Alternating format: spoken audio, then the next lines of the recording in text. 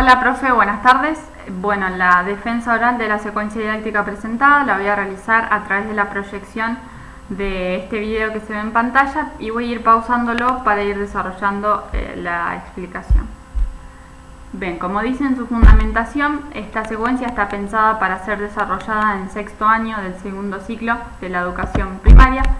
Tiene como eje fundamental el diseño curricular y se fundamenta también en lo que es el enfoque comunicacional de la enseñanza de la lengua. Este enfoque es el que venimos trabajando con anterioridad, ya con Marta Marín. Lo que va a plantear es la necesidad de empezar a estudiar a la lengua en función de su uso y ya no en función de su clasificación, de su análisis, de la descripción gramatical de su estructura sería. Esta nueva concepción que plantea este nuevo enfoque va más allá de codificar o no una oración. Por eso se empieza a hablar de la noción de lenguaje y no ya de lengua, una lengua estática a la que hay que describir y clasificar. Por eso se empieza a concebir al área como prácticas del lenguaje. Este enfoque se fundamenta también en lo que es la teoría de aprendizaje constructivista, que no significa que el alumno sea un autodidacta, sino otro tipo de posicionamiento docente y de concepción del alumno. Por otro lado, considera el proceso de lectoescritura como un proceso continuo y que se va a desarrollar a lo largo de toda la vida del ser humano. Y por ello plantea también la necesidad de empezar a trabajar a partir de la competencia comunicativa y ya no solo de la competencia lingüística, como venía pasando en el enfoque estructuralista. Si bien se empieza a trabajar a partir de la competencia comunicativa, no excluye a la competencia lingüística, sino que pasa a tener otro lugar. La lingüística se sigue trabajando y abordando, pero ya no desde un lugar central, como venía haciendo en el estructuralismo, sino desde un lugar más auxiliar. En función de esto, el diseño curricular concibe las prácticas de lectura, escritura y oralidad como prácticas socioculturales a las que hay que trabajar teniendo en cuenta los tres ámbitos de referencia. Estos tres ámbitos de referencia, si bien destacan contenidos distintos, se tienen que dar de manera interrelacional y en paralelo trabajar las 4 microhabilidades básicas que son leer, escribir, escuchar y hablar. Bien, el tópico de esta secuencia es el género dramático. El género dramático, y en la primera clase se va a desarrollar una actividad de lectura. Esta lectura va a tener en cuenta los 3 momentos caracterizados por Solé, que son el momento de prelectura, el momento de lectura y el momento de poslectura. Estos 3 momentos se desarrollan en el desarrollo de la clase. En el momento de prelectura se le van a presentar a los alumnos los autores, se va a contextualizar el contexto de producción, digamos, de la obra y se les va a citar la referencia bibliográfica. Durante la lectura la docente va a intervenir va a ser una lectura colaborativa y la docente va a intervenir para facilitar la comprensión tanto de la estructura del tipo de texto como del argumento de la obra, si es necesario. En el momento de postlectura vamos a realizar una reflexión conjunta, trayendo el argumento de la obra a la actualidad. En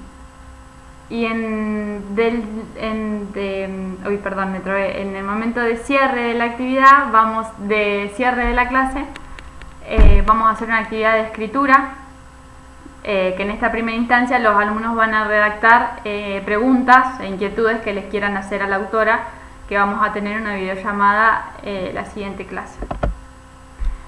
Quería mencionar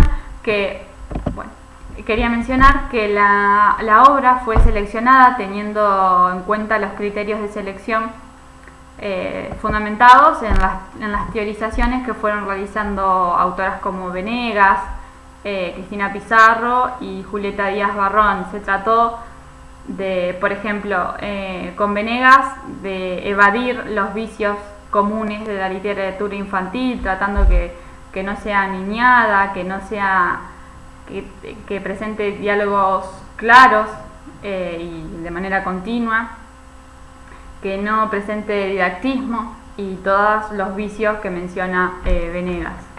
En cuanto a Pizarro, ella lo que plantea es esta nueva mirada estética de la literatura infantil. Lo que se tuvo en cuenta de esta autora fue tratar de seleccionar una obra de teatro que no esté tan alejada del contexto cultural de los alumnos. De hecho, el argumento de la obra es muy cercana a la realidad que viven los estudiantes de ese grupo. Dije de Cristina Pizarro. Y volviendo un poco a lo mismo, también tratando de que no sea banal, sin sentido y lejana a la realidad de los chicos. Eso en cuanto a la selección de la obra.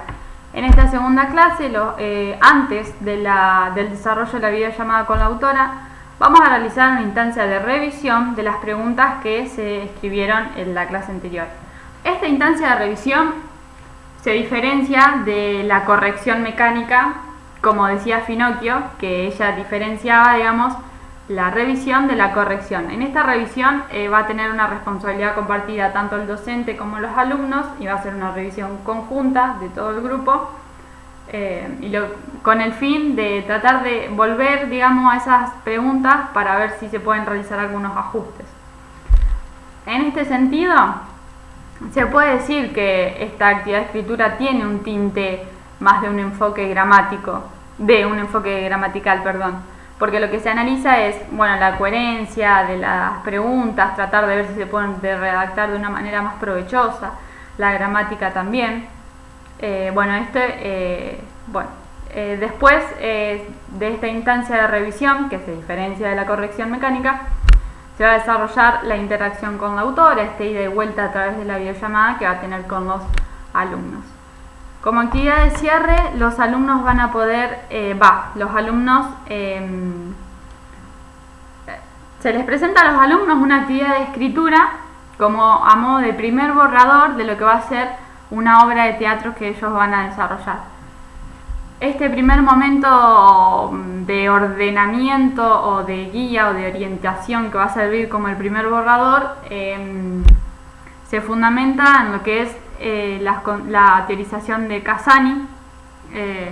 Casani lo que dice es que el modelo de composición tiene que constar de los tres procesos básicos, como lo son la planificación, la redacción y la revisión, procesos que se van claramente dando de manera alterna, no es que tiene que ser lineal y a modo de receta única.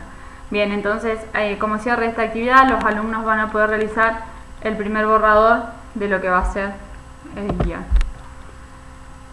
En la siguiente actividad, tanto en la clase 3 como lo que va a ser la clase 4, se trabaja un poco, se trabaja lo que es la oralidad. Si bien, por ejemplo, en la clase 3 se vuelve a una instancia de revisión de lo que fue el primer borrador para hacer nuevos ajustes, se trabaja la oralidad en lo que es el desarrollo de la clase, y ya en el cierre de la clase hay una instancia de escritura también que va a servir lo que predomina en esta clase es el trabajo con la oralidad, si bien tiene dos instancias de escritura.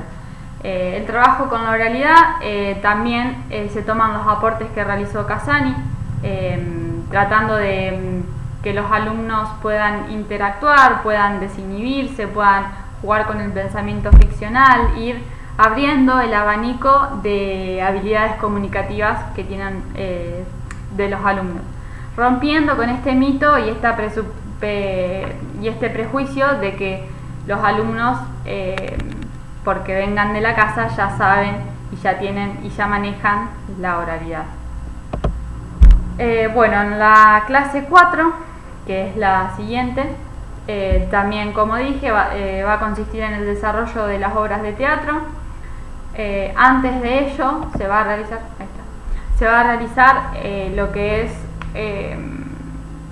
nuevamente otra instancia de revisión de las escrituras de los guiones para terminar y concluir con el producto final, que van a ser los guiones con los que se van a desarrollar la obra en el desarrollo de la clase.